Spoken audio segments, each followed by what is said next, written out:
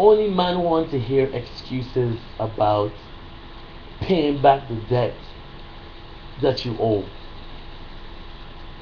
Only men keep a record or account of how much they've done for you. Only men count the costs, count the goods, count how many extraneous things they've done for you, hoping that one day you will give them back. But not with God. There is a God out there who giveth favor, unmerited favor unto us. And don't expect us to even try to pay it back. Because that debt is too big, too large, too grand for us to ever come close to paying back. So throw away those excuses about being loyal unto those who have given you all that they had and sacrificed just so that you could be alive and make it.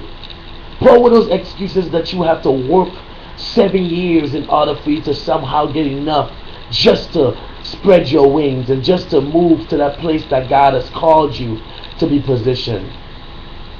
Throw away those excuses about not wanting to leave because you still have a work to do, when in turn the work that you're doing is not productive, it's not valuable, it's not yielding anything, it's not pushing towards any purpose. The work that you've been doing is laborious work that's just adding sweat to your brow.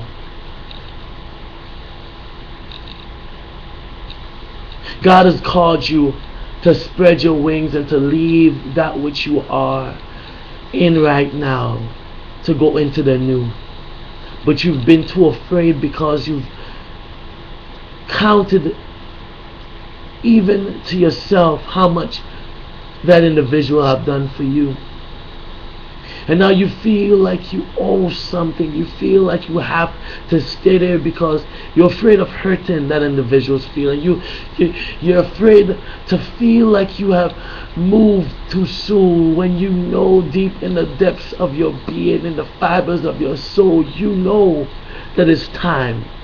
Because you've been stagnant, because you've experienced the spirit of tepidity, you've felt the spirit of just lack, and you know God has shown you something, and now you've been smearing your vision because of your fear. You've been covering up your eyes in hope that you could now forget what you've seen, but you've already seen that which is yours, and you cannot black that vision because that vision has surpassed that which your eyes can ever behold.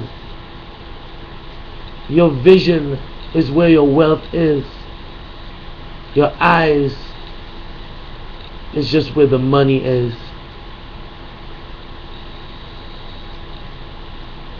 Doesn't matter how long you've been there, that you were raised there, that the company, corporation, or that individual have given into your generation.